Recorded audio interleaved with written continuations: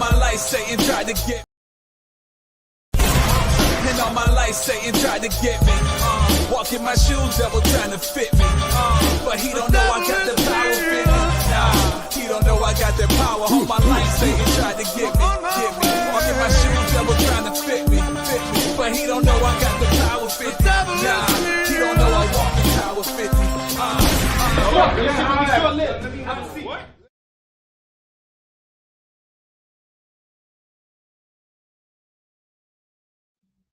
Good evening. It's your man H Rap coming at you live and direct. Thank you for tuning in. This is Build and Destroy, where I attempt to build your community and destroy the lies and the propaganda that surround the community. Thank you for tuning in. If you are tuning in via YouTube or Twitter, hit that like button, hit that share, tell a friend to tune in. Thank you. As usual, I start off every week by attempting to, well, I'm not attempting, I am going to thank my parents, as I do every week. Every week it is important that I thank my parents, because without my parents, there is no program. Dolores and John are my parents. Thank you. If you're watching, hit that like, hit that share, tell a friend to tune in. This evening is going to be a short show. I am going to put this information out here. Hopefully you receive it. And then I'm going to be out of here. As I was stating, this is Build and Destroy, where I attempt to build a community and destroy lies and propaganda around the community. This is about the truth. It is a war against truth in our communities. Not just the Black community, but the communities throughout the United States of America. I am not broadcasting live on Twitter for whatever reason. StreamYard isn't connecting to Twitter, and so we won't be on Twitter this evening. But otherwise, we are fine. Oh, just went live on Twitter. Works. Now, okay, I am on YouTube. If you're there, subscribe. Hit that subscribe button. Hit that share button. Tell a friend to tune in. As usual, it's gonna be an interesting show again. Now, what I'm gonna talk about is this war. I believe it's a war on truth. Truth is under attack. People no longer care about the truth. They care about what they believe and what they like and what they see, which is not always a good thing. Like what you like and what you see versus what we actually know to be true is always a difference and a variance in opinions and points of view.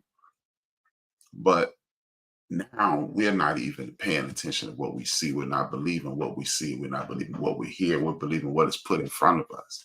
This is extremely dangerous, especially for my community. When you're dealing with people and things and people that are around things that are no longer paying attention to what they actually see, they're just going along with people who they perceive as experts or people who giving them their point of view, not the actual facts. And that's what the truth separates from reality, or propaganda, I should say. We're in a situation to whereas our community is under attack. And when people are attacking you, they will give you all kinds of falsehoods and false narratives that you could follow. So you as the consumer, or you as the person in the public, or you as the voter at this point in time, we're always in an election cycle, it seems, but what we have to do is stop paying attention to celebrities, stop paying attention to outlets that mean us no good. If you have a track record of putting people in front of us who are consistently telling us lies, then why are we paying attention to these people? Why is CNN showing more information about Donald Trump than needs to be seen? Why are they promoting this propaganda about Joe Biden being too old, and they're very close in age? These are the things that are distracting us from the truths. The truth is, there's an organization called the Heritage Foundation that stood locked in arm with one president, Ronald Wilson Reagan, and we see how that played out. A lot of our after-school programs were destroyed. A lot of our vocations were removed from our schools and things of that nature. And people who are working class reduced opportunities. This is the R&B part of history in America, and not rhythm and blues, Reagan and Bush era. These people orchestrated the war on communism. And how did they fund that war? They funded that war with drugs And how did they get those drugs? That's the Iran. That's the Contra portion of it. Central America produces the things that make cocaine, and cocaine was shipped into the communities throughout the United States of America. It has been duly documented by people like Freeway Rick Ross and others saying that they had a connection with the CIA, and the CIA, and you saw the trial with Oliver North, and these things, this is history. These are things that have been documented, and we have no control over what has actually been there. Now, what we do have control of is us taking advantage of historic documentation and looking into it and realizing when you're under attack, then what happens is this. You are under attack and you will be forced to deal with whatever comes your way if you don't you don't have the due diligence to dig up and research and put your nose to the grindstone when it comes to protecting you, your family, your community, your city, your county, your state, and the United States of America is a better place for this. What we have is a situation whereas the United States of America is being overrun by white nationalists, and they are a loud minority. This is fastly becoming a colored country. I know that's not a politically correct term, but when you have people from Asian descent all over Asia, whether it be India, what is known as the Middle East, China, Japan, Korea, Russia, these people are people who are known of people of color. And then you have people of African descent, European descent, and the smallest population on the planet Earth is what is known as white or European people, and they are in control.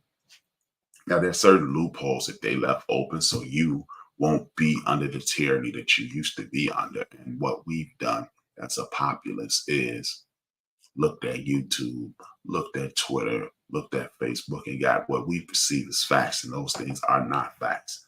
That, my friends, brothers and sisters, that those are lies. Those are propagated lies, and they're not helping you or I do anything.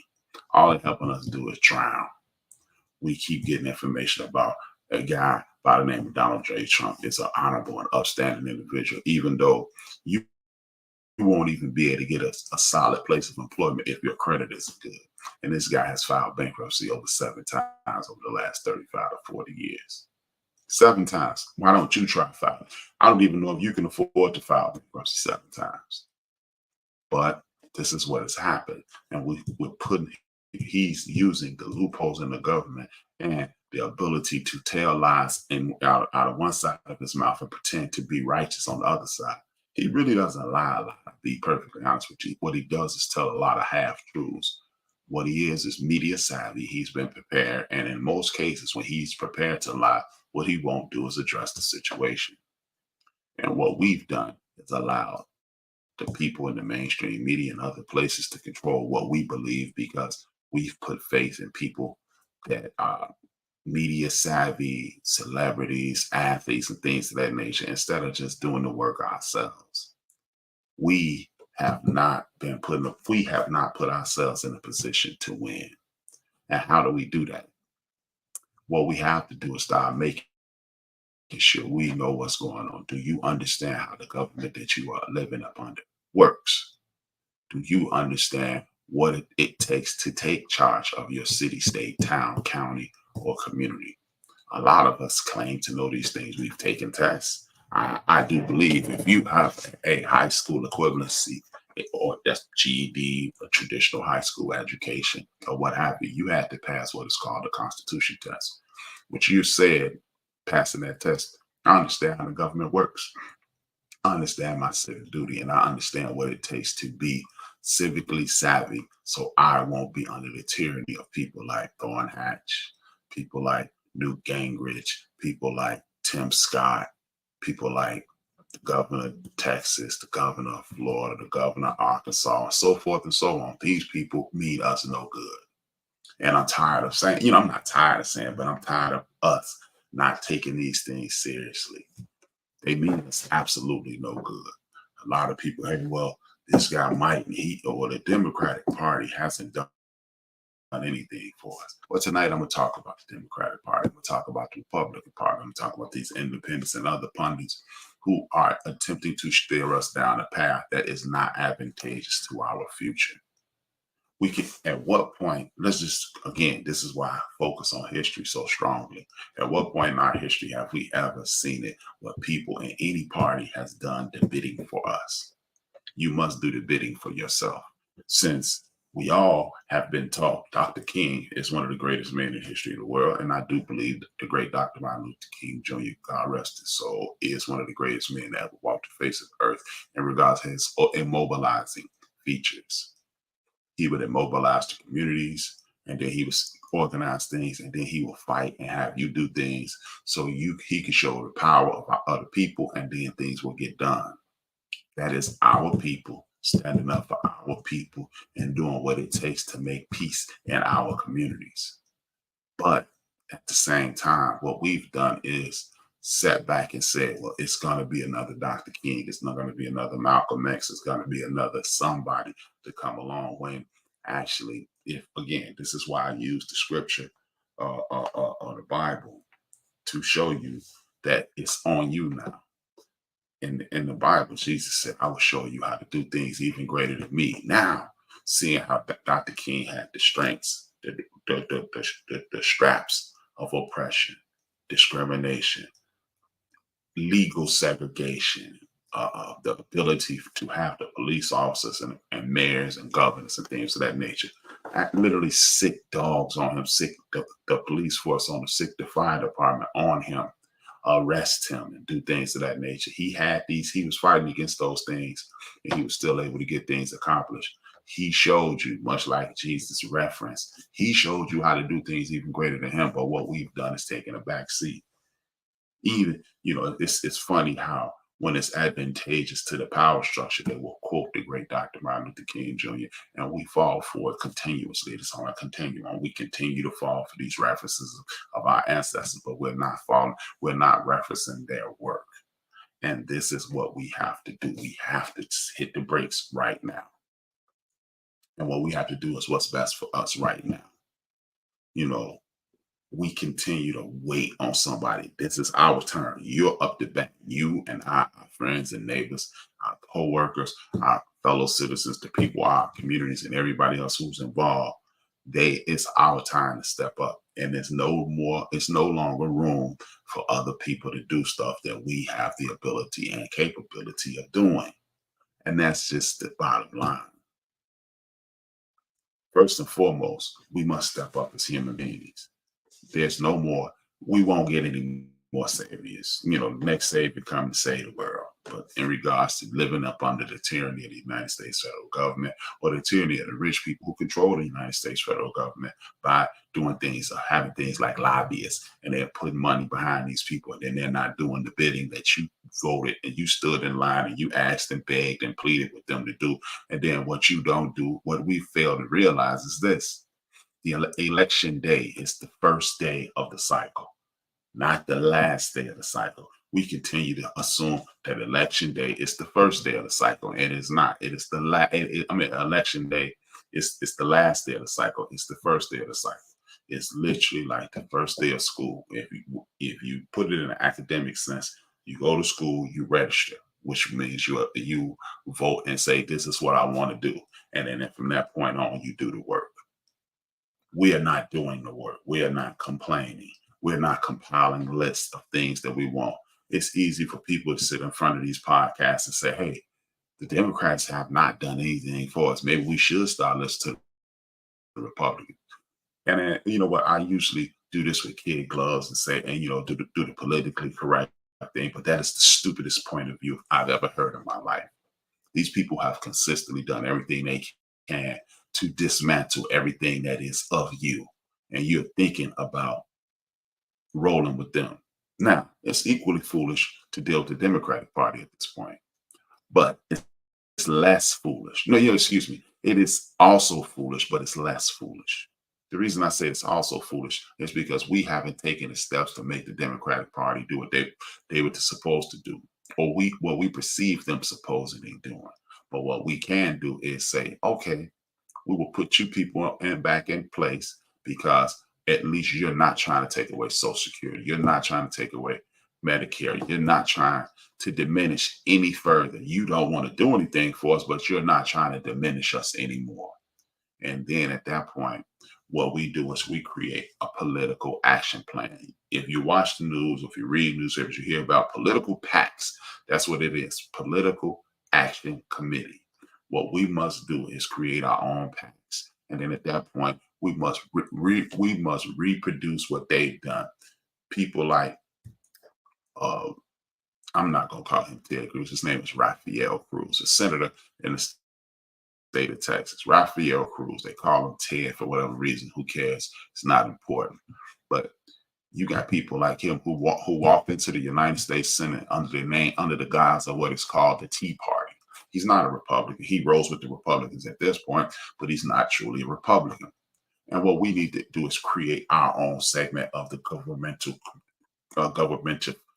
control, and then create it for us, because we also know that the Republican Party will never do anything that is in our favor. They don't even make promises. You know what they do? They identify what the other party didn't do, which is absolutely foolish if we pay attention to that. Well, just always do it like this. Can you help me? What they didn't. I didn't ask you what they didn't do. I asked you what you could do. But what we can do is put the people in place who are at least comfortable in that won't take away the Medicaid that your aunts, uncles, grandparents, and parents needs, and even elders. The elders in your family, they need that Medicare in most cases. And then they won't strip away the Social Security money, because the only reason they want to do that is because they've been dipping into it and funding these wars with Social Security. Ask yourself, how could Social Security be going bankrupt, but somebody got paid today and money came out of their paycheck and went to Social Security? Somebody's getting paid tomorrow. Somebody got paid yesterday, and so forth and so on. 5 days a week, in most cases, somebody's getting paid and money is going into something. So how could it possibly, with millions of people employed, and they always letting us know over 200,000 jobs are created this week. So if over 200,000 this quarter, if over 200,000 jobs were created, people, and unemployment is an all-time low, and everybody's almost, a lot of people are working, more people are working than ever before, and all the statistics that they give us, then explain to me how is Social Security going bankrupt?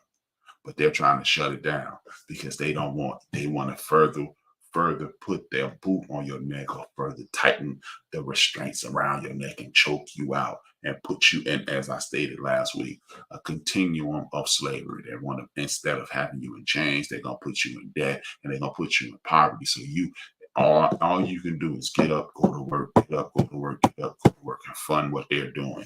And this is why we need to create our own session of the legislative body, and then put ourselves, our own party, and put ourselves in play. And that way we'll know what we want. But even before we do that, what we have to do is this. We must organize. We must sit in our own homes and say, what's wrong with your community? If you have too many potholes, if it's not enough stoplights, if maybe it's not enough lights on your street, maybe the schools are being underfunded. Whatever the situation is, you need to talk about it. Maybe there are not enough opportunities for our young people to be gainfully employed, which induces hope. And when you induce hope, you have a possibility of success. And when you have a possibility of success, everybody's working towards that success, and then everybody's winning. But we're not doing that. We are waiting for other people to do our bidding, which is self-destructive. We must come out of that. Now, once we create this pact, what they do is do our bidding, and we consistently feed in complaints and concerns into this pack. Because if we're going to give them our time, and we're going to give them our money, they're going to have to give us results. So we're going to have to do away with them. At that point, everybody will cater to what you're saying. If you're going to brag to me that we spend $1 trillion a year or several $1 trillion a year coming out of the Black community, I mean, let's just dial back. If it's $3 trillion, let's dial back $1 trillion and put it in political action committees so we can get our rights secured, because there's no need in every 10 or 20 years you have to resubmit the Voting Rights Act. That means it's a bill. That does not mean it's a law. It's an act. It needs to be a law. And then we need to stop people from coming into play and taking our rights away from us. And then we can have things with having women have total autonomy over their bodies. We can have things like academic programs that will enhance our students, not just get them through and put them in a situation to whereas they have no hope. We can do like the state of Arizona and the Chicano community and have Black people put into the history books, accurate history being taught this, which would force how powerful we are, how much hope we have, and how many things we have accomplished. This will bleed hope into our children, breathing life into our children, and letting them know that nothing can hold them back outside of themselves. This is what is expected of a community that is trying to be progressive instead of regressive. This is what's going on every day. And actually, after you get that portion of the government empowered, you have reasonable people. You have an argument of child. I've said this before. If you have an argument of child, make sure they get an attorney. Make sure they become an attorney or get a poli-sci degree, political science, if you're not familiar with the terminology. Get them into politics, because at that point, you have a person who's been born and bred to do this. Get our children into law enforcement, get our children into city government, get our children into business management classes at an early ages. Purchase books for our children. If I can see a 2-year-old on America's Got Talent do a mathematical problem that the average adult can't do, guess what that same 2-year-old can do? He can read a business management book, and you can sit there with him and teach that young person how to create a personal business for himself, whether it be a lemonade stand or something different. He can do those things. We can no longer buy our children toys. We must buy our children tools in the form of academia, in the form of real estate, in the form of anything possible, because we can no longer sit around and wait for the United States government, for our mayors, our senators, our state representatives, or anybody else to do things for us, because they have shown us for decades now, over 60 years, that they are not going to do the bidding for us. We can no longer sit around and say, hey, well, I can get a job and I can do this and I can do that. Now, what we can do is ask our friends and family members and start supporting our young people who are saying, I no longer want to work for someone else. I want to create something on my own. We can create grocery stores and only shop with each other. Yes, I did say I'm not stuttering. Only shop with each other. And we can start loving ourselves, and we love ourselves. We can love ourselves enough that we don't find the flaw in anybody. Anytime you always identifying the flaw in somebody in your community, that means you know all your flaws and you don't want your flaws to shine over. You don't want your flaws to be exposed, and you want to expose other people's flaws. That's the only reason you can focus on what I don't do right, or what she doesn't do right, or what he doesn't do right, or what they are not doing. We can stop falling for these foolish plans like this gay agenda. If you could watch something and then turn into it, that means there would be no gay people in the world, because most people that walk the face of the earth, and most people on television, and most people in most instances are straight, or pretending to be straight, or showing as straight. So if it was an agenda to turn you gay, that means you may already be gay and you're not saying it. So stop falling for the propaganda and the nonsense. The most important thing is this: these televised lies, television, televised lies, this programming, whether it be audio or visual. We can stop these things. Stop complaining that the music is toxic, and let people make toxic music. Because guess what? You don't see porn on TV, do you? No, you don't see porn on TV. But you listen to porn. You listen to toxic music. You listen to radioactive. You watch radioactive TV and wonder why your mind, your spirit, and potentially your body is being poisoned. But with the food, your body is being poisoned. Yourself, why is that? Why is it that it's okay to show Black women on TV, and even now they even upgrade the rich white women on TV throwing drinks in each other's faces? Why is it okay for women to be shaking their behinds every time you turn around, half naked, every time you want to turn around? But then you a man, you want to sit around and say that there are no good women in the world. And then women, you allow your sisters, your daughters, your nieces, your nephews to expose themselves for the bag. And I'm chasing the bag. And then you ask, where are the good men at? Well, If you allow someone to denigrate themselves for the bag, don't ask what the good people are, because you've allowed the standards to be sunken so low that it's ridiculous. This is the first time in my lifetime that music did not tell what was going on in the community. Oh man, it's a lot of bad. I'm keeping it real. No, you're not keeping it real, because guess what? Everybody is struggling in the community. Everybody in the Black community, or everybody in the hood, or everybody in ethnic communities throughout the United States of America are not struggling. I've never heard anybody say you know what, excuse me. It is a rare occasion that I hear somebody say, I hated my childhood because we didn't have anything. As a matter of fact, most of the people I know who grew up in impoverished situations say those were some of the best times of their lives. So since we're keeping it real in all our music and all our TV shows, and it's so exciting, where's the good stories? And you know what, you can make a TV show like Good Times, and you can show all the good times about the community. You don't have to show Sweet Daddy, or you don't have to show the lady eating dog food, or you don't have to show all the foolishness that goes on in the community. You literally have people believing that no one wants to watch a positive TV show. But guess what? Most of us, and even now our children, grew up watching the Cosby Show. Well, one Dr. William Cosby, known as Bill Cosby, yeah, he's a PhD.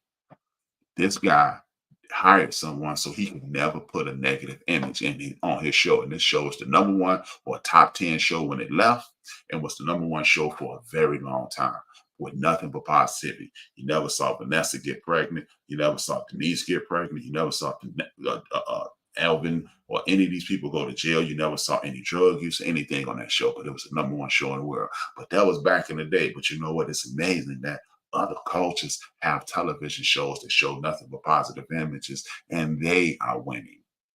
Many people are drug addicts on Friends. Never watched Friends, but I don't think it was anybody drug addicts or alcoholics on Friends. But see, they were just showing the authentic stuff. But guess what? Here's another one of your favorite shows. Who was on drugs on Martin? Who was on drugs and living single? These were 5, 6, 7, 8, 9 very successful Black people, and you love those shows. I don't know anybody that don't watch reruns of Martin, but you are allowed to watch. You are forced to watch 50 Cent's the Power series. I watch it. I'm not knocking it, but there's also a show that could be shown to whereas H-Rap, Brian Williams, is working a regular job, and this old lady goes to work, and him and his children, they got a blended family, and they all getting along. And guess what? They may have arguments or something of that nature, but that's the way life goes. This Is Us was a show that was wildly entertaining, and it was just about life. Why are we allowing our children to listen to this negativity at all times? Y'all, man, they don't play the good music on radio anymore. You know what? You got Twitter, you got Instagram, you got TikTok. Instead of making a dance video on TikTok, complain about the music on TikTok. And ask people, they have petitions that you could do online. Create a petition to stop all the negativity. Do I like the Ghetto Boys? Sure did. Did I like a whole lot of the negative drug dealing gangster music? Sure did. But you know what I also listen to? I listen to X-Clan, I listen to Ice Cube, and I listen to The Lox, and I listen to Biggie, and I listen to Wu-Tang, and I listen to Outkast, and I listen to Boosie, and I listen to Bun B, and I listen to a whole host of things. But I didn't just focus on one thing. And that's what we allow these radio stations to do. And that's what we allow these TV stations to do. We even started watching substandard movies on a network called Tubi that's owned by Fox, that's owned by Rupert Murdoch, the dude who owns Fox, the dude who puts out propagandized fake news that they have literally been tried and put in court and said, we're not really a news network. We're really entertainment. We just use the word news to help promote things. They have literally said that in the court of law, and we continue to let that. Why would we support anything Rupert Murdoch does? It's almost a miracle that we watch NFL football on Fox. I think that's foolish as well. But a lot of us are not going to change the channel, so it's not even addressing it. But what we can do is force some more some more Erykah Badu, some more Jill Scott, some more I can't think of the lady who made Brown Skin. I can't think of her name right now. India Arie. We can get those people out there. We can have love songs instead of sex songs all the time. And do I listen to some of the sex songs? Yes, indeed. Yes, indeed. But guess what? I'm a 50-year-old man. See, stop saying what you can't do and understand what you can. If people from the time of Marcus Garvey, from the time of Sojourner Truth, from the time of Harriet Tubman, from people, from all the people who have done wonderful things, from the Chubb family who created Chubb, Georgia, a black family in the middle of the Confederate that created their own town, and their son, their grandson, is an NFL running back, Nicholas Chubb. If he can do that, we can do it. If W.E.B. Du Bois or Carter G. Woodson or anybody else can do it, we can do it. We're always trying to integrate. You guys were celebrating and partying last week when the Major League Baseball further did things to erase your history. It's a reason they integrated Major League Baseball stats with Negro Leagues, because now Negro Leagues isn't a thing anymore. Why are we talking about Negro Leagues? Because y'all are part of us now. But how many times did integration work for us? To quote the great Dr. Claude Anderson, instead of we did the Montgomery bus boycott for more than a year. For more than a year, we boycotted their buses, brought their bus companies to the knees, so we could sit on the front of the bus, which is supremely foolish. People, we could have just bought our own buses at that point, and we could have had the Southern Christian Committee by their own buses like they did in Charleston, South Carolina. Dr. Claude Anderson's family own their own bus lines. Why are we going to pay people to treat us like normal? No, since you're on your knees and now we in power, we're going to buy the bus companies and we'll take our own buses. See, we keep trying to integrate and it doesn't work for us. No other community. Hey, that's why you have a Chinatown.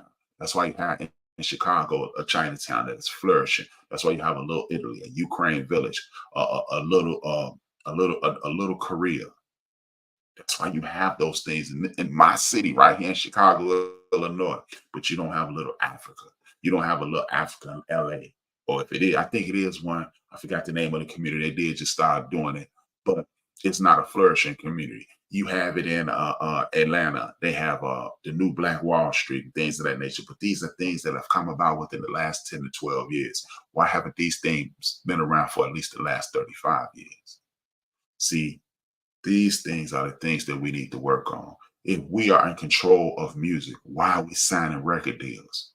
If R. Kelly and Usher and Puff Daddy, I'm talking about the history. I'm not talking about but right now.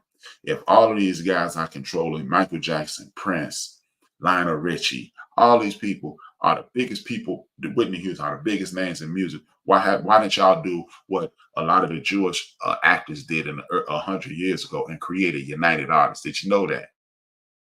People like Charlie Chaplin, they created United Artists. That's what United Artists is. They said that the big time Hollywood film producers were not going to give them their fair shot. So they created United Artists. Why aren't we knowing these things and doing them on our own? Why do we need Apple Music? Again, I'm going to double back to Tubi. Do you know it is a network called Mansa, M-A-N-S-A. It is a black-owned Tubi with better quality movies with a bunch of black people on it, or Brown Sugar. I'm not sure if Brown Sugar is owned by black people, but Mansa, M-A-N-S-A, is owned by black people with quality black movies on there. And guess what? They get a black people who put movies on their network, better split. Like Dame Dash, a New America, NU America. He has his own version of YouTube. Even I haven't found out how I can get my program on there. They won't let me stream directly to New. But guess what? We can do it. But guess where I'm making money at? I'm actually making money on Isaac Hayes' fan base. It's a combination of a Clubhouse, Facebook, and Instagram. You can post pictures, you can post videos. I'm streaming live on Fanbase right now, fanbase.com or Fanbase. If you want my friends, text me. I'll send you the link. I'm making money off that. We can get paid. We don't need other people. It's enough of us to do it. But we can consistently sit around and say what's not going to happen.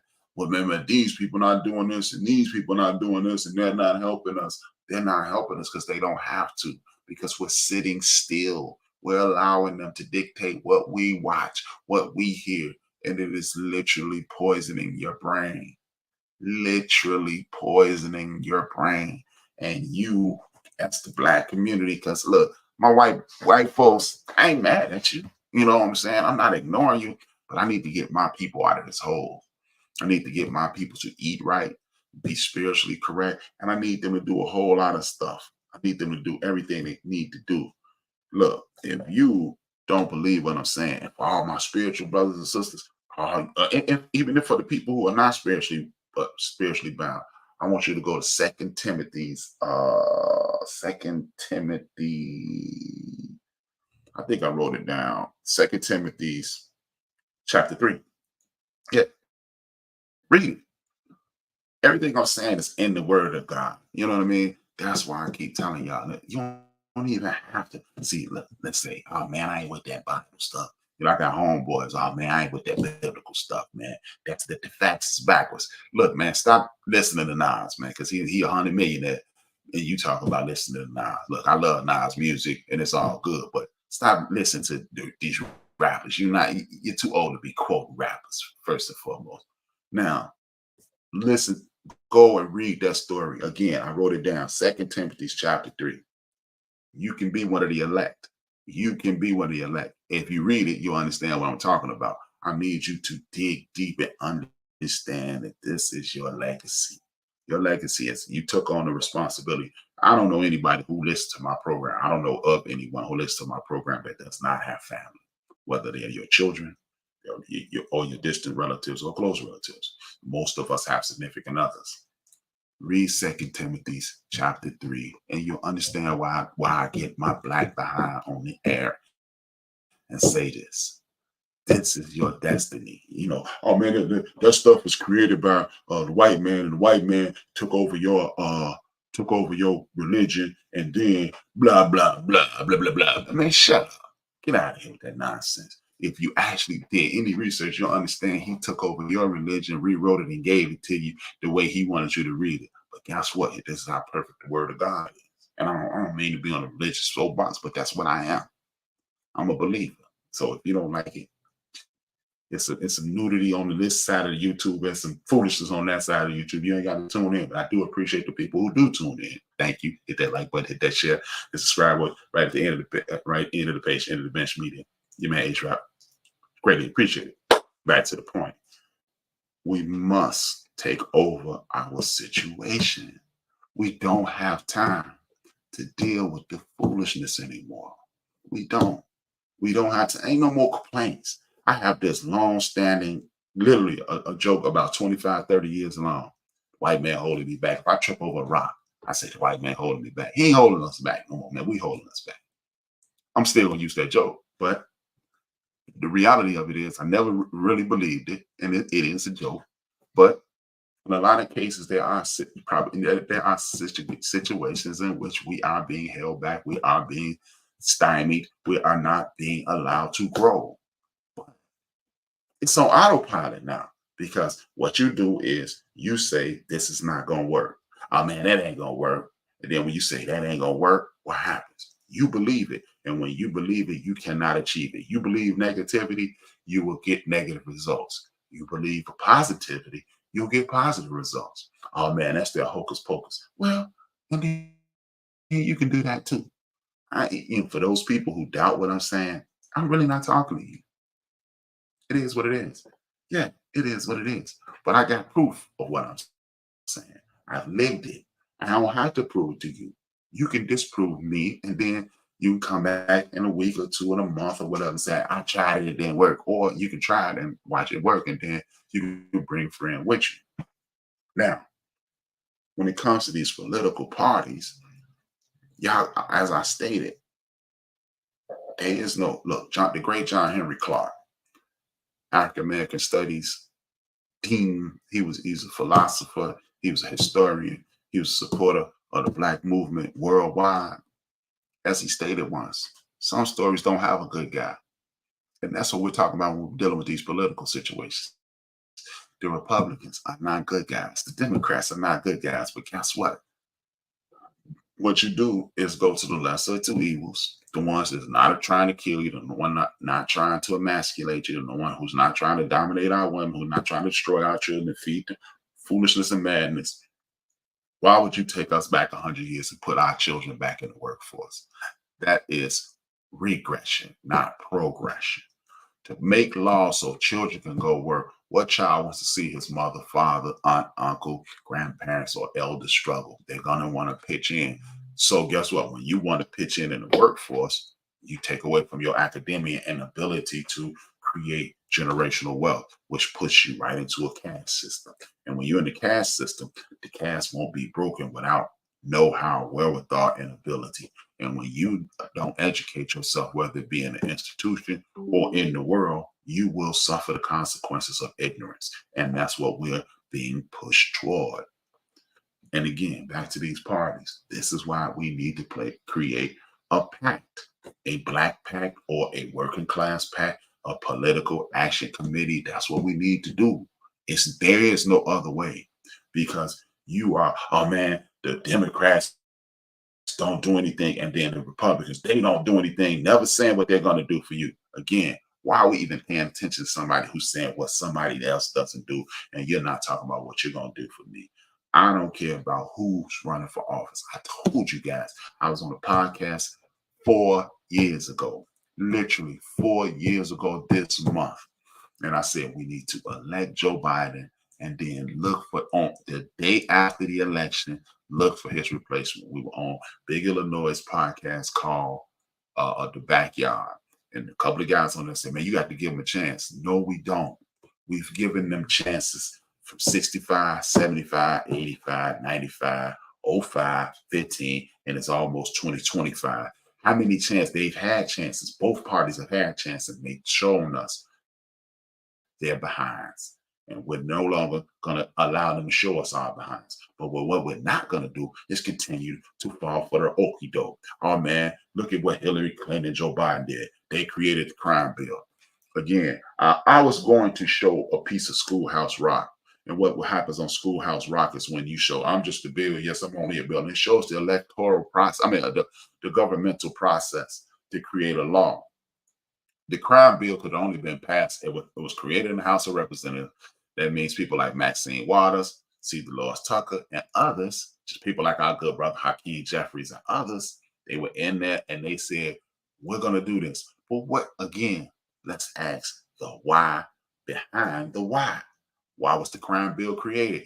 Because people like the Republican, people who were at the top of the Republican Party, like one Herbert Walker Bush and one Ronald Wilson Reagan, they allowed dope to be pushed into the streets, and they allowed Los Angeles to get stormed by the dope first. Shortly thereafter, it just infused across the rest of the country, and primarily in our communities. And then we were destitute because, you know what? They took away vocations from schools. They took away after school programs. They took away all kinds of programs that will help you and working class people that's just like you, white, black, Latino, Asian, all across this nation. That dope was pushed in our communities, and they allowed it.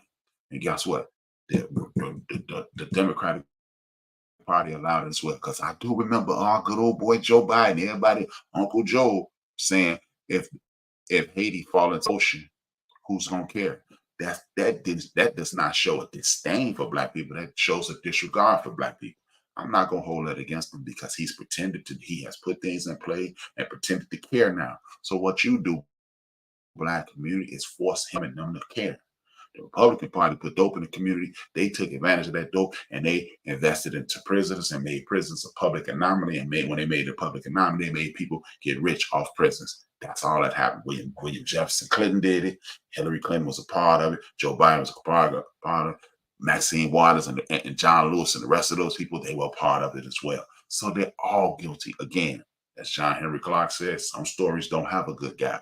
But what you have is the ability to create your own good guy. I could be running for office. You could be running for office, your cousin. Anybody how about having conversations about who is going to be the next mayor, city council member, school council member, things of that nature. That's how we get out of this oppressive state. Otherwise, the boogeyman will come through and get you. That's what's waiting on you.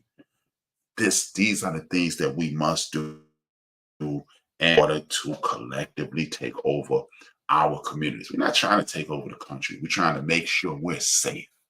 And working class people, you are in danger. As I say this every week, I'm not just talking to my people. I'm talking to everybody working class, because working class is more of us than them. It's more of us than them. Marie Antoinette, how it feels when the government takes over the country, start disregarding the people. You shake the tree and you stake her out of the tree.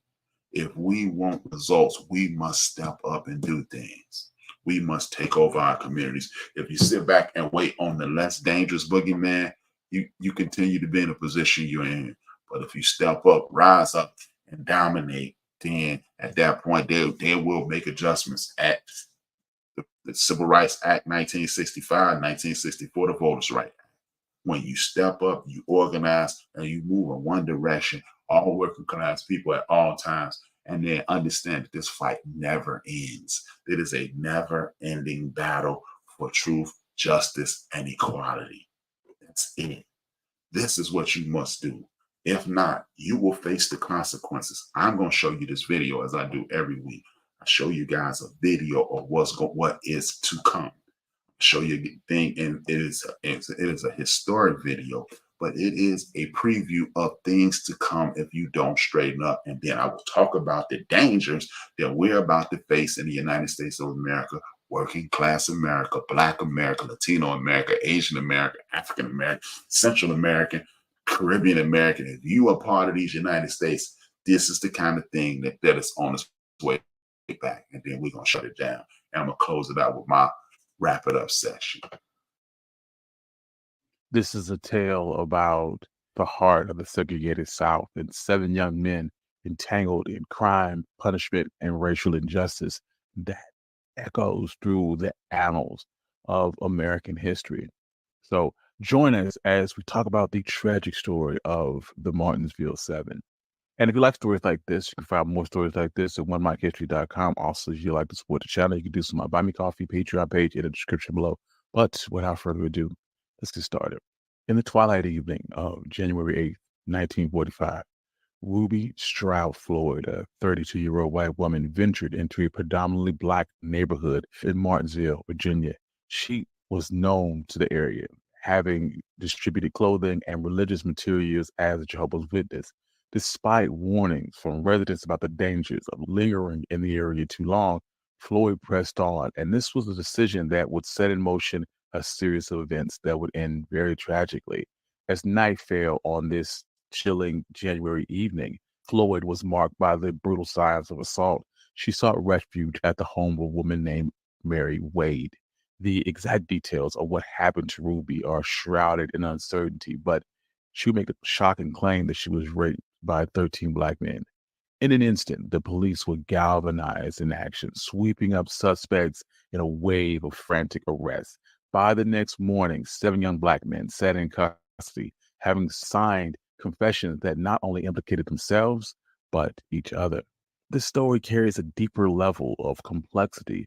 Only one of those arrested had a previous criminal record, and the rest were employed and seemingly led very respectable lives. Their confessions were that these confessions were extracted under the influence of alcohol and without legal counsel. To preempt the public's wrath, the authorities spread the men across different jails, amplifying the community's tensions. As the trials commenced, Martinsville held its breath. Each man faced a trial that was more than a foregone conclusion than a quest for justice. Under the imitating gaze of an all-white, all-male jury, their stories were unique and heartbreaking, attempted to claw through the iron of racial bias. They argued that the confessions had been manipulated, written by heavy-handed officers, their own words twisted and contorted into scripts that they no longer recognized. Beyond the courtroom, though, the storm of gossip swirled. The white community's visits to the Black part of Martinsville only added fuel to this fire. Some whispered that Ruby was having an illicit affair with one of the accused, a theory that was never addressed during the trials. This is because Judge Kenan Whittles Words rang out with chilling deliberateness. This case must be tried in such a way as not to disturb the kindly feelings locally existing between the races. It must be tried.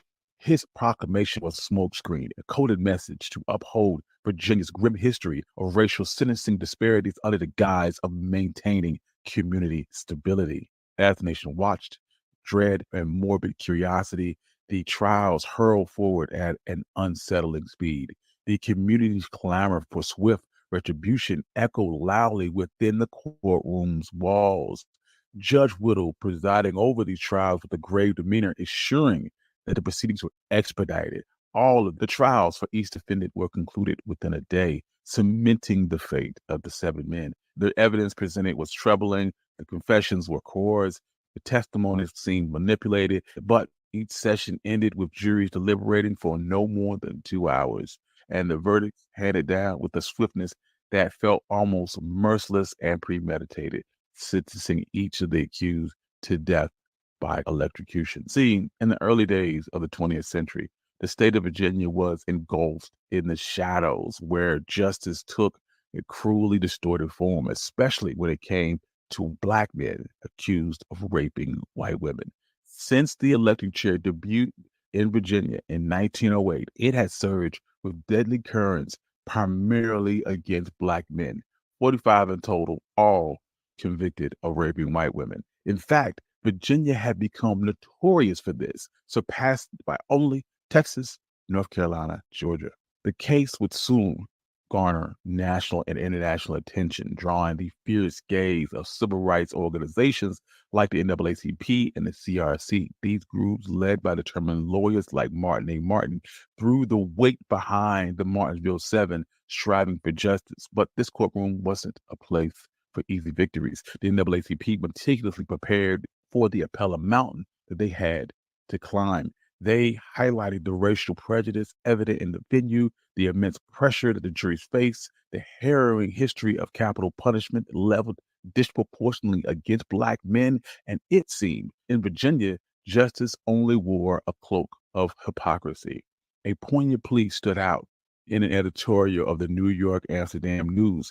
It read, "When we consider the fact that the entire history of the Old Dominion state, no white man has ever received capital punishment for rape, then necessitate that we must conclude that the death penalty for 7 men for a singular crime was neither righteous nor compassionate nor wise." Despite these powerful arguments raised, the Virginia Supreme Court of Appeals upheld the death sentences. Their response, spearheaded by Chief Justice Edward W. Hudgens, dripped with disdain, stating that one can hardly conceive of a more atrocious, more beastly crime. While the custodians of justice remained unyielding, time was running out. Both the NAACP and the CRC knew that they had to escalate their efforts, so they turned towards the governor, John S. Battle, conveying the disparity in sentencing. But Battle, firm in his stance, declared that prisoners have not been convicted because they are Negroes and should not be released because they are Negroes. His decision seemed immovable. Just as the battle for justice raged domestically, a storm of international voices thundered in. Letters flooded from all corners of the globe and impassioned telegrams. The world was watching, and Governor Battle felt suffocated by the global scrutiny. Meanwhile, the CRC set about a demonstration with 400 souls marching towards Richmond, January 30th, 1951. They stood beneath the stern gaze of the Capitol Guards and state militia. Even with their united pleas, they couldn't sway Battle. He seemed to listen, but remained resolute. So on a cold morning, sunlight struggled to pierce through the somber clouds of Virginia State Prison. The first 4 men marched to the electric chair, February 2nd, their steps heavy with dread. 3 days later, the remaining 3 joined them in their tragic procession. The youngest of the 7, with a heavy heart, yet spirited, spoke his final words before his execution. "God knows I didn't touch that woman, and I'll see y'all on the other side." This became the largest execution for rape in United States history. The case of the Martinsville 7 was not merely about death. It echoed a somber lesson of justice skewed by prejudice. In 1977, the United States Supreme Court in Coker versus Virginia decreed that execution for crimes that did not result in death was barbaric. It was a message from the depths of history, whispering that the swords of justice must be wielded wisely.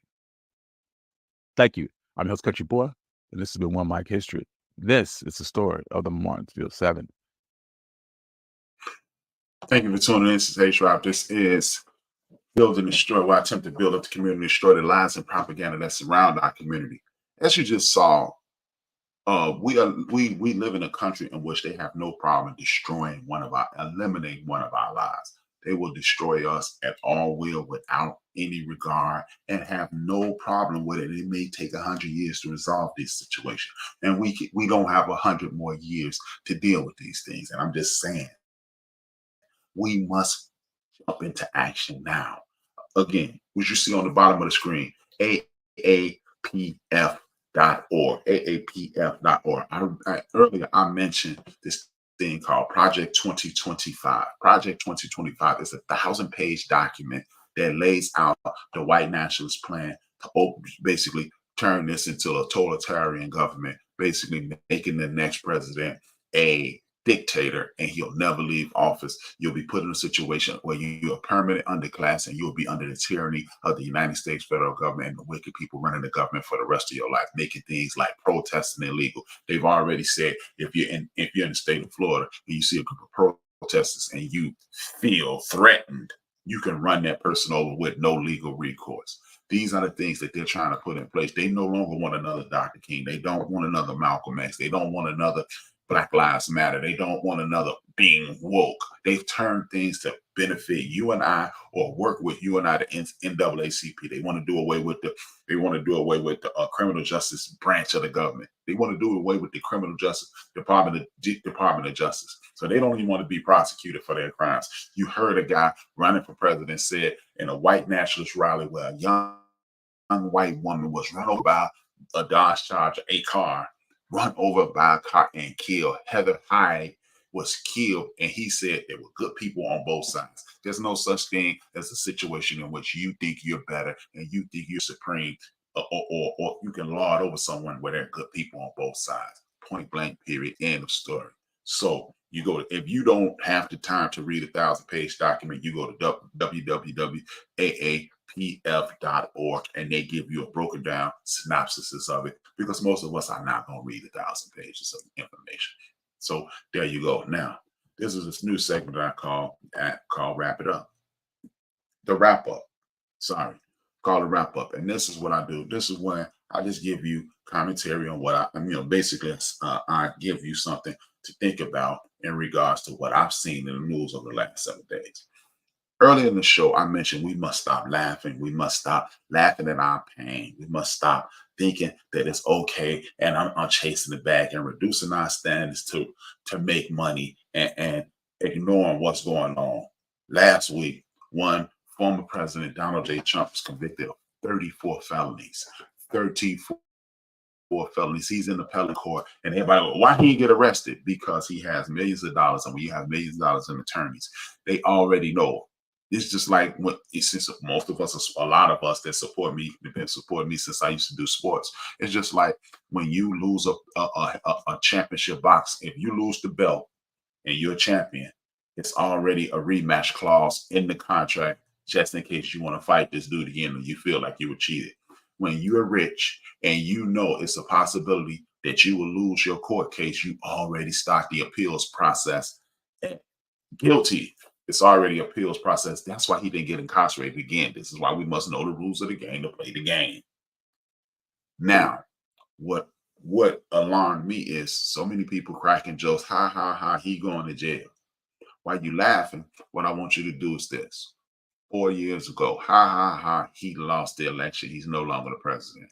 And then when he was unable to coerce people to go along with his plan, to go along to get along so he could stay in power, what did he do? He had people attack the Capitol of the United States of America. What they didn't show you on CNN, MSNBC, Fox, and other networks is Sacramento, California, the same thing happened. The Capitol in Michigan, the same thing happened. So was that a warm-up? See, The Democratic National Convention is right here in Chicago, Illinois. Nobody's talking about the possible national threats that could be potentially being set up. See, this is the time in history that Black people throughout the United States of America need to be walking around with swivels on it, with their head on a swivel. We saw this in the mid 90s. This is an example of that book that I always reference for you guys. And I said, art in the books pretty much said art imitates life. John Singleton made a movie called Higher Learning, in which you had white nationalists solicit a foolish, unassuming white dude named Remy, and they turned him into a killer. And at the end of that movie, he took one shot and he shot the young lady who was being played by Tyra Banks, and he killed her. And he ruined the lives of a bunch of people. And they had the LGBTQ angle, and then they had the black and white angle, they had the Asian angle, they had all the angles that we're dealing with right today. Art imitating life. So why wouldn't you be afraid that if this dude who has control of all these freaks and these nuts and these zealots, that your life could be in danger, especially here in my city of Chicago? If this dude is going up against Joe Biden and he has weaponized these people, remember, Proud Boys, stand down, but stand by. Never forget those words. Next thing you know, the Capitol's, you're seeing on the news that the Capitol's being attacked. So why wouldn't it be phase 2 at this point? This is why we must pay attention. You don't have to like everybody in your community. You don't have to like everybody that's working class if you're not part of my community. But what you have to do is realize that you are under attack. Your life could potentially be in danger.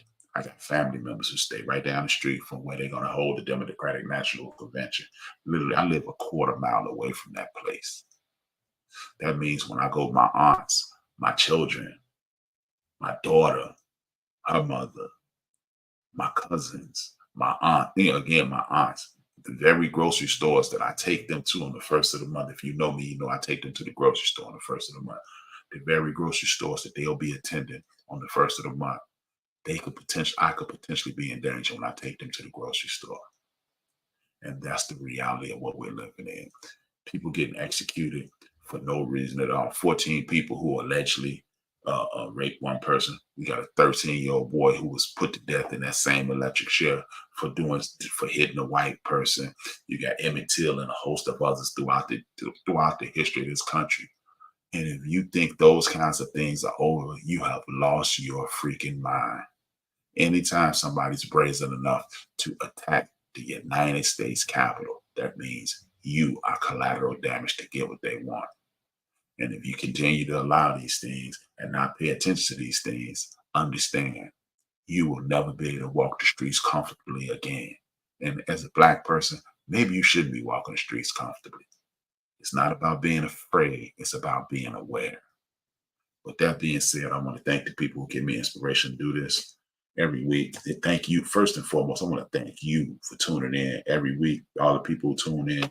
And for the people who didn't get a link this week, I'm no longer sending out links. We've been doing this for too long. You should have subscribed by now. Or if you have subscribed, you'll get a notification at some point, and you'll understand that, hey, H-Rap was either on today or he's coming on today. It's not that I don't want to do it, but I don't feel I have to do it. I've been doing this for a couple of years now, and if you haven't subscribed, guess what? I'm looking in the chat room. Chief Rock and RC, they never get a link from me, and they come in every week. Salute to both of them. I want to thank people like Willie D, Tariq Nasheed, Nori, Talib Kweli, Sway Calloway, Roland Martin, the Reverend Al Sharpton, Laurie Daniel Favors, my personal favorite radio personality, Dr. Greg Carr, and Lamont King on the morning on 126 on Sirius FM. And the queen of this, the dean of this, the queen of Black Talk Landia, one of my favorite people in the history of the world, Professor. She never wants to be called doctor because she says you have to earn that, and I can respect that. Professor Karen Hunter and the late, great Joe Madison. Thank you guys for tuning in. Support to my man, Fly Tie. Thank you, Fly Tie. Thank you for everybody who's tuned in the background who don't really come in. I really appreciate it. Hit that like, hit that share, tell a friend to tell a friend. We must come together. We must work together. You don't have to work with me. Just work with somebody in your community. But please invite somebody next week. I'll be on. And Rapper with H Rap will be back within in a couple weeks. I got to get a guest, and then we're gonna do the Thursday night rap with A$AP, the interviews. They're coming back. I completed my task. Salute to my brothers. They know who they are. I don't have to let you know who they are, but they know who they are. I set a goal. I accomplished that goal, and I made it. For the last 6 months, I've been working on it. So I've been doing actually for the last 18 months, but that's neither here nor there. Thank you guys for tuning in. I see y'all 167 hours. I'm already late, but hey, it is what it is. This is A$AP B for the End of the Bench Network. Please subscribe on YouTube. Please hit that like, hit that share. Thank you for tuning in. I'll see you guys shortly. And y'all already know what time it is. It's time for me to get up out of here. It has been a blast as usual. I had a good time. Actually, I felt real good about this show. I knew I had to do this show. With that being said, 2 fingers, 1 word. I'm out. Oops, wrong one. We lust for that cheese, we lose sleep, dreams of that cream. We killing our teens, they dying for this American dream. Them government schemes, they turning us to hustlers and fiends. We hustling trees, them politicians smuggling green. Chasing that cheese, got everybody stressed in the streets. Pardon me for speaking freely, let it breathe. Evangelists preach the congregations out of their seats. They writing them checks for ties, now it's people can't eat. She stripping for change for school, now she giving them brains. She used to that loot, she earning, now she giving them strain. He new to this game, but hungry, so he cooking his cane. He getting that paper, but then they gave him 2 to the brain. It's rules to this game, but hustlers never hustle for fame. The spirit of greed is grimy, so we struggle to change. They put us in chains to take away our African names. But if we submissive and don't resist, then who do we blame? It's all a game, man. These Europeans staking they claim, and you a victim of their game plan. You thinking they ain't, you thinking they saints. Remember all them niggas they hang? Killed our women and our children, all our leaders is slain. They gave us Obama, but that nigga was hoping for change. But Zimmerman is killing niggas and he free. Shit is crazy, babies having these babies and getting checked. But keep the child from they pop to rip his heart out his chest. Our rappers was leaders and now they in the booth in the dress. Spitting bullshit and making more but giving us less. They taking our sound and changing ours, dumbing it down. They taking our jobs and homes and they shutting us out. They taking our kids because it ain't a man in the house. They locking us down, but soon they gon' be wiping us out. They told our women they was too independent to need a man. They told our brother he was too insignificant to advance. It's all a game, man. These Europeans staking they claim, and you a victim of their game plan. You thinking they ain't, you thinking they saints. Remember all them niggas they hang? Killed our women and our children, all our leaders is slain. It's all a game.